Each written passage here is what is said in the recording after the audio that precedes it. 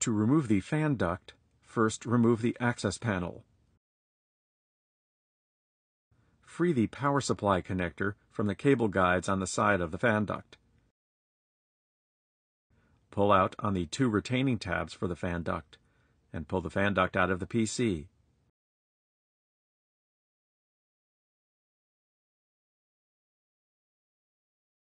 There are two small ledges on the inside of the fan duct that rest under the top edge of the heatsink.